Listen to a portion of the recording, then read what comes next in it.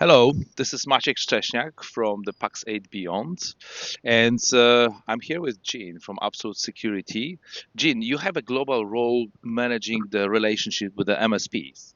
Yes, I do. So at Absolute Security, the traditionally we've been in the large enterprise space, and a key route to market for us in reaching a much wider audience and serving businesses that have been, in our opinion, underserved with the types of enterprise tools that should be available to them, is a key for us and a key initiative for us moving into 2025 and into 2026. I understand that Absolute Security has been around for many, many years. It's not a new company. You've been already working with the likes of Dell and Lenovo and HP for a long time. Yeah, so Absolute Security has been around for over 30 years, and interestingly, we're embedded on over 600 million devices around the world already on business computers. The way that we originated was through the Find My PC world before Find My iPhone or the like was even available. And we were born out of the desire to find and track and trace devices and recover them back when laptops were very expensive, five, seven, $8,000 each. Did I tell you that I was a category manager for Compact for notebooks in the past? That takes us back, right? Compact before HP purchased them. Um, yes, and so because of that, we developed these relationships with the original equipment manufacturers, all the major ones that you mentioned, but over 28 in all. And because of the desire to be able to manage or find these devices that in a tamper-proof way, in an unremovable way, we were able to gain relationships and agreements to be on the hardware. So we are literally embedded within the BIOS and are a part of the devices as they ship from the factory.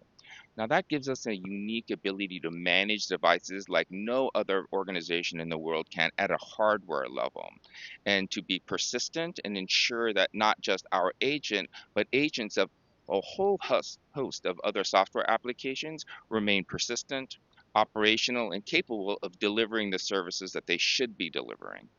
This is a very enterprise level security that will be made available to the SMBs going forward. Absolutely. We believe that the new imperative in the world really isn't just about cybersecurity, but it's about resilience, and that goes from the largest organizations all the way to the smallest businesses that account for more than 350 million in the world, right? And so, this, for lack of a better term, cybersecurity poverty line, if it were. We're trying to lower it so that these sort of enterprise class tools are available for the smallest of businesses because when they face a cybersecurity threat, whether it be ransomware or some sort of breach, that is an existential threat for their businesses just as well it is for the larger organization, except they don't have the tools and the people and the expertise to address them. And that's why service providers and serving the SMB and SME community are so important to us, right? Absolutely, MSP is like a community that supports small and medium businesses, helping them to address the technology problems. So it's a very natural thing if you want to expand to the SMB space to go through the channel through the MSP organization. 100%. And because of the lack of staff and expertise that small to medium businesses have, and they're focused on delivering their services and products on a day-to-day basis, and they don't typically even have IT staff. So it's really important that we arm service providers that are serving these communities with the tools available, and more importantly, the skill set and capabilities that are going to allow them to provide the protection and business continuity capabilities within that segment.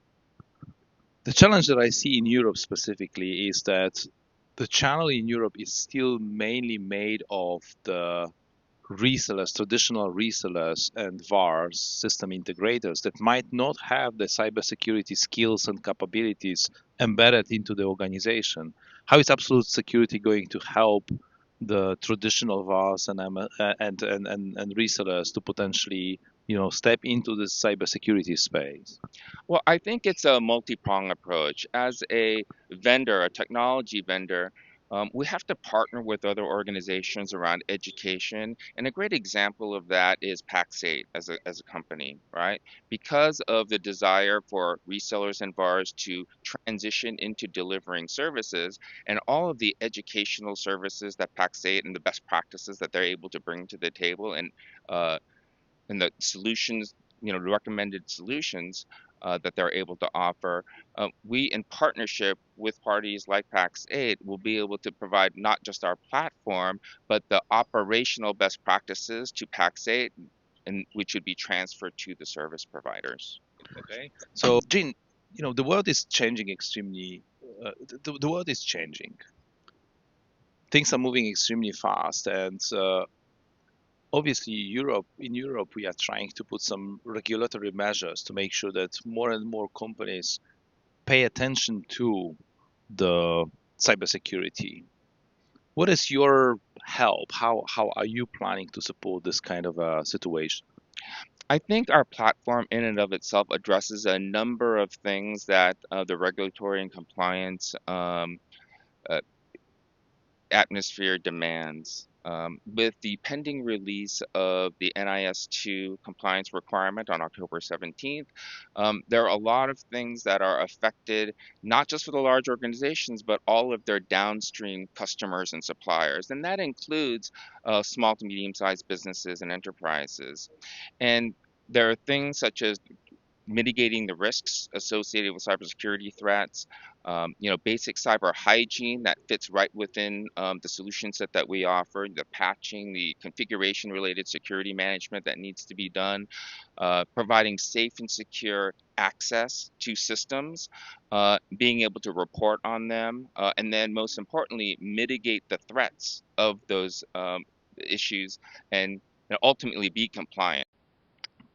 You've been to the keynote. What caught your attention? What was the interesting story to learn from the Pax8 Beyond?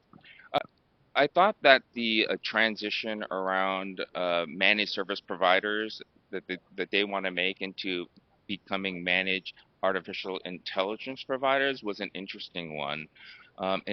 In taking agentic AI, offering that as a service and consulting around that is really where the business will go in the future to not only scale the ability for managed service providers to offer services, but more importantly, how they can scale their customers' businesses. Now, from a security services delivery perspective, we believe that automation and orchestration is the first step in that. And so, as a reseller or of our transitions into being a managed artificial intelligence provider, they have to have the tools and the knowledge and the processes in order to teach agentic AI to do what it needs to do. And to that end, our automation orchestration capabilities is a great first step in terms of helping service providers get scale with their end customers, build that intelligence and knowledge base on how they want to deliver services to transfer that into agentic AI. Now, as an organization, we already have a huge population of APIs that are called on a daily basis, over 3 billion a day. So our integration strategy into other products is very important as well. And as those things come together and as agentic AI becomes much more robust, they'll be able to use that same sort of infrastructure to deliver services within our platform. It's great to hear from you. It's great to know that there is a product that is already embedded in 600 million devices around the world. It's great that you are planning to expand to the SMB space, which is 350 million companies around the world. They all need more security, better preparation for the artificial intelligence, and absolute security is there with the MSPs and with the VARs and resellers to help to accelerate the transformation. Thank you so much, Gene. Thanks for the discussion.